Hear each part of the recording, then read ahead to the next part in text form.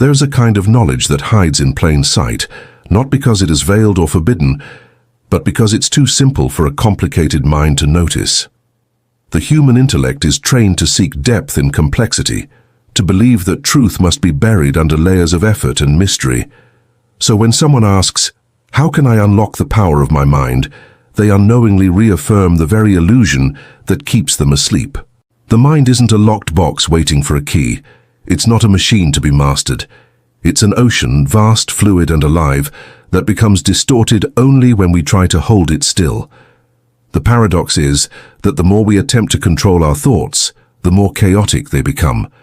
Like trying to calm water by striking it, the true power of the mind doesn't emerge from control, but from understanding, from the simple act of seeing how it moves, how it creates illusions of separation and time.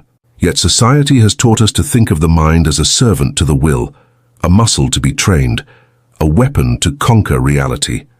We worship productivity, focus, discipline, as if thought itself were divine. But the mind's real brilliance doesn't come from discipline, it comes from awareness.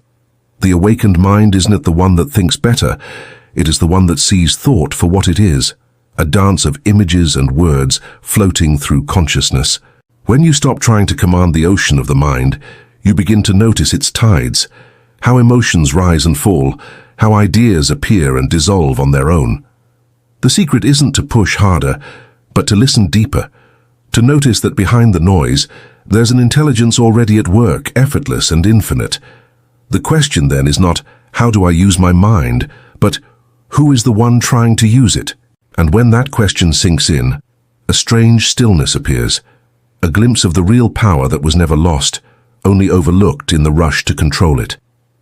The greatest misunderstanding about the power of the mind is that it can be harnessed through effort, that concentration, control, or sheer will can somehow bend consciousness into obedience. We are told to focus harder, think clearer, discipline our attention, and silence distraction. Yet every act of trying only tightens the knot. The harder you chase stillness, the louder the noise becomes. Alan Watts often compared this to trying to smooth ripples on water with your hand. Each attempt to calm the surface only stirs it more. The mind cannot be forced into clarity because the very act of forcing is disturbance itself. What we call mental mastery is usually just subtle resistance, a battle between one thought pretending to be the master and another pretending to be the slave. But awareness doesn't play that game. Real intelligence, the kind that doesn't come from thinking, lives in the spaces between thoughts, in the silent interval where perception happens before language interferes. That space isn't created by effort, it's revealed when effort stops. In that pause, reality shines unfiltered, not as an idea or interpretation, but as direct experience. We've been conditioned to believe that silence is emptiness, that doing nothing means losing control. Yet the opposite is true. The more we let go, the more the mind aligns with the natural rhythm of existence.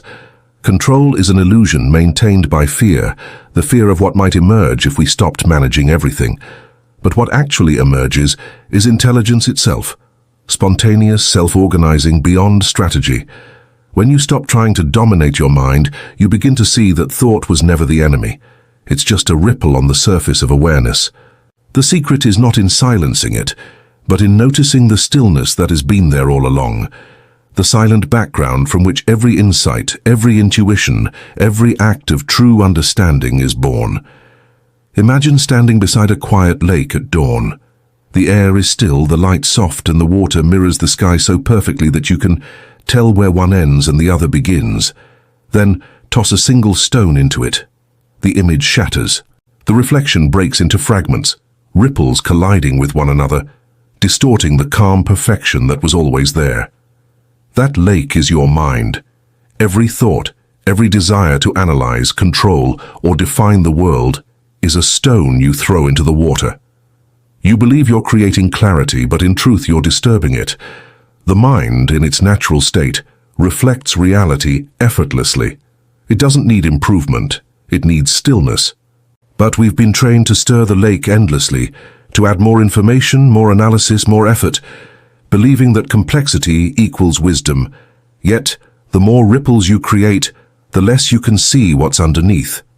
The secret, then, isn't to pour more thoughts into your mind, but to allow them to settle. When the surface grows calm, the reflection returns. You begin to perceive things as they are, not as you interpret them. The tree, the sound, the breath, they no longer pass through the filter of memory and judgment. They simply are. In that clarity, life mirrors itself perfectly. But stillness cannot be forced, just as you cannot order the lake to stop moving. You wait. You observe. You let time and gravity do what they naturally do. Restore harmony. Likewise, when you stop interfering, the mind settles on its own, revealing a quiet intelligence that was never gone. The reflection of truth doesn't depend on effort. It depends on surrender. The sky is always above, but only a still lake can reflect it. The same is true for consciousness. The vastness of reality is always here, waiting for your mind to stop trembling long enough to see itself mirrored in it. Most people live imprisoned within a storm of inner noise, a restless narration that never stops speaking. It comments, compares, anticipates, regrets. It replays old conversations, edits the past, rehearses futures that never arrive. This internal monologue becomes so constant that silence feels alien, even threatening. People call this thinking, but it's not thinking. It's a reflex, an addiction to mental motion. We've mistaken activity for awareness, words for truth, and noise for life. From birth, we're taught to identify with this voice inside our heads, to call it me. But that voice is not who you are. It's a character built from memory and habit. It talks about your life, but it's not the one living it. When you believe that the narrator is you, every thought becomes a command, every fear feels personal, and every judgment cuts deep. You become trapped in a feedback loop, the mind talking to itself, mistaking the echo for reality. And because we live in a culture that rewards mental speed and self-definition, we glorify this noise. We call it intelligence, productivity, even purpose. Yet beneath it lies exhaustion, the fatigue of never being fully present, of constantly translating reality into commentary. In that state, true perception dies. You no longer see a tree. You see your concept of a tree. You don't hear a voice, you hear what it reminds you of. The raw immediacy of existence gets filtered through thought until all that's left is abstraction.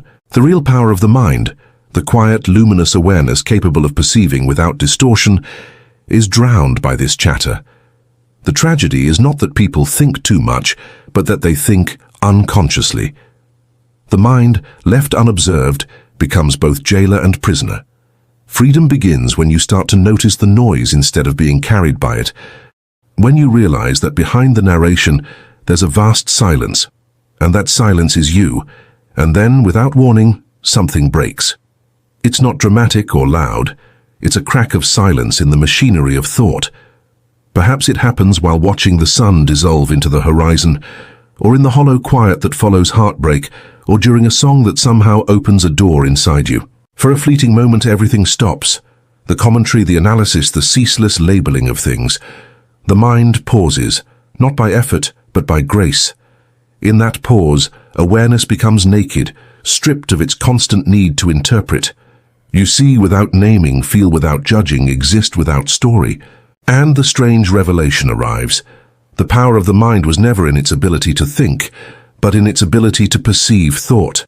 For the first time you realize that thoughts move through you like clouds through the sky. They appear, form shapes, and vanish, yet the sky itself remains untouched. You are not the storm. You are the space in which the storm happens. The silence is not empty but radiant, alive and deeply intelligent. It carries a sense of vastness that no word could contain. In that moment, you see that thinking was never the source of awareness.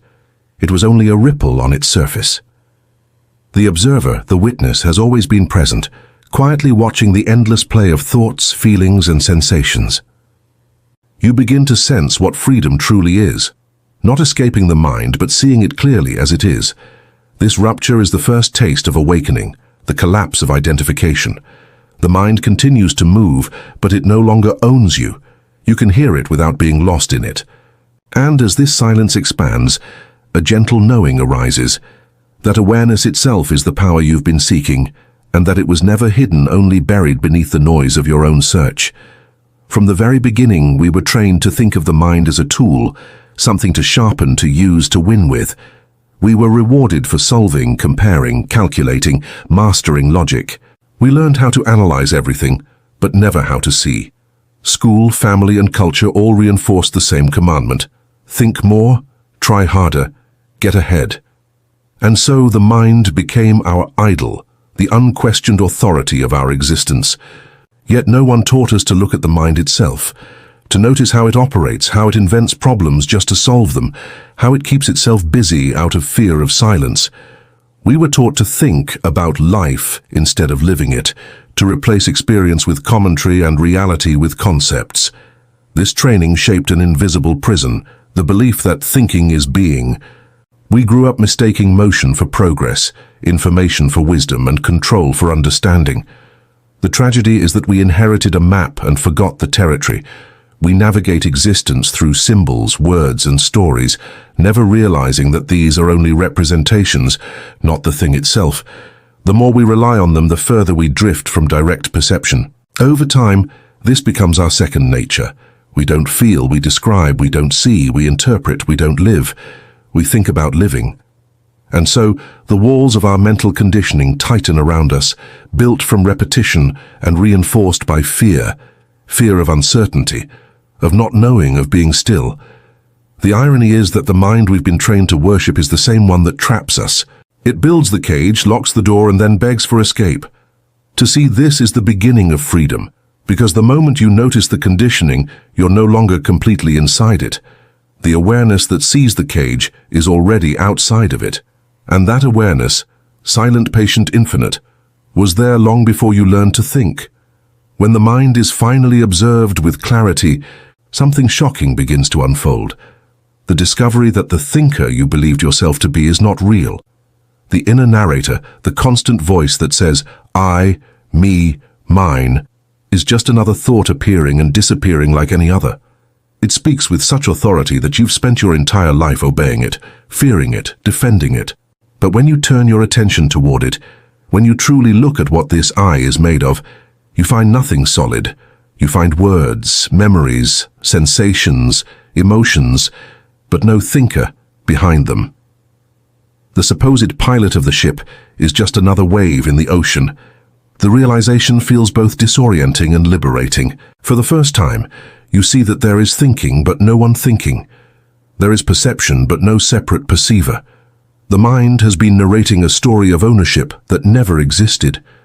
This collapse of the inner controller is the beginning of freedom, because without the illusion of a controller, there's no one left to resist the flow of life. Effort dissolves into spontaneity. Intelligence begins to move on its own, like water finding its way downhill. The body breathes, the heart beats, words arise, all without a central doer. What you once called your creativity, intuition, or insight was never yours. It was life expressing itself through this temporary form. The idea of control starts to look absurd. How could a wave control the ocean that moves it? And yet this recognition doesn't create passivity. It awakens participation. When the false center dissolves, the natural intelligence of being takes over, effortless and precise. Life begins to act through you instead of you struggling to act within it. The mind becomes transparent. Thoughts appear and vanish in the vastness of awareness, and what remains is presence itself. A silent, luminous stillness that doesn't need to control anything because it is already everything. When awareness expands beyond the small orbit of self, the mind ceases to feel like a boundary. It no longer functions as a private chamber sealed off from the world, but as an open window through which the entire universe breathes. In this state, thought becomes a movement of the same current that drives the tides, grows forests, and spins galaxies through space. What you once called your mind reveals itself as an expression of universal intelligence, a shimmering eddy in the vast river of consciousness. Every perception, every heartbeat, every spark of intuition arises not from isolation, but from participation in the cosmic rhythm. The separation between inner and outer begins to fade. What happens inside is simply a subtler echo of what unfolds outside. The wind moves the leaves and your breath at once. The pulse of your blood and the pulse of the stars are not two different events, but one vibration viewed from different points of attention. The mind's true power is not its ability to analyze or to conquer reality, but to realize that it is reality thinking itself, the cosmos becoming aware of its own unfolding. In that recognition, the personal dissolves into the universal without losing its uniqueness. The individual mind is like a wave recognizing that it is water. It doesn't vanish, it simply knows its essence.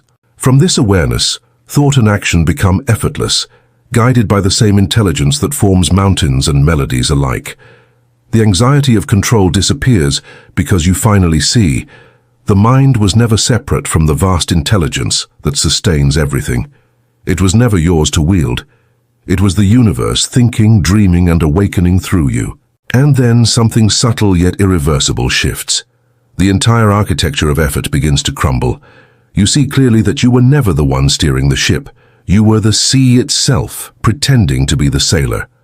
Every thought, every impulse, every decision that once felt deliberate now appears as a spontaneous wave rising and falling within an infinite tide. The realization is not intellectual, it's visceral, cellular. It's as if a tight knot at the core of your being finally unravels, releasing years of tension built around the illusion of control. The relief is immense. You no longer need to force clarity, to demand inspiration, to dominate your emotions. Things simply begin to move on their own, gracefully, intelligently, without the friction of you trying to manage them. Creativity flows not as an achievement, but as an inevitability. The words, ideas, gestures, and choices arise like wind through an open field, effortless and alive. You understand now that surrender is not weakness, it's alignment. The universe has always been carrying you. You just stopped resisting the current. What once looked like chaos now reveals its rhythm, its hidden order. The paradox deepens. By abandoning control, you gain mastery. By letting go of will, you touch true power. The ego dissolves into the vastness it once feared, and what remains is serenity, a profound sense of being guided by something infinitely wiser than thought. The anxiety of doing life right fades, replaced by the quiet trust that life is doing itself perfectly through you. You are no longer the thinker, but the space in which thinking happens, no longer the doer, but the dance itself. And in that surrender, the mind returns to its natural state, open, luminous, and free. Not because it has conquered the universe, but because it has finally recognized that it was never separate from it. All the mind's energy exists only in one place, this moment. The past is not somewhere behind you, it's a memory appearing now. The future is not waiting ahead, it's a projection forming now. Everything you have ever known, felt, or imagined unfolds in this single, eternal instant. Yet most people live in exile from it, lost in psychological time, replaying what has been or rehearsing what might be. In that drift, awareness fragments, energy dissipates, and life feels heavy. But when you return to the immediacy of the present, something extraordinary happens. The noise of anticipation fades, and a quiet precision arises. You begin to see that every sound, every breath, every movement is complete in itself, needing no past or future to justify it. The mind becomes a clear lens through which the intelligence of the universe acts effortlessly. There is no struggle, no delay, only presence, fluid and alive. This is where the real power of consciousness lives, not in controlling time, but in realizing there was never any apart from now. In the end, the great secret was never about gaining power, but remembering that you are its origin. The mind was never a vault holding hidden treasures. It was always a window, fogged by years of noise and effort.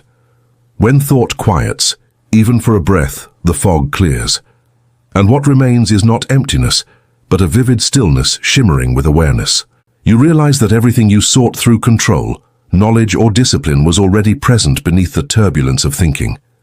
Clarity was never created, it was uncovered. Presence was never earned, it was simply recognized. Freedom does not arrive as an event, but as the disappearance of resistance. The mind stops grasping for more because it finally sees that it already contains everything. To awaken is not to transcend the human experience, but to inhabit it fully. To see through the illusion of separation and rest in the silent intelligence that has always been looking through your eyes. So stop, just for a moment.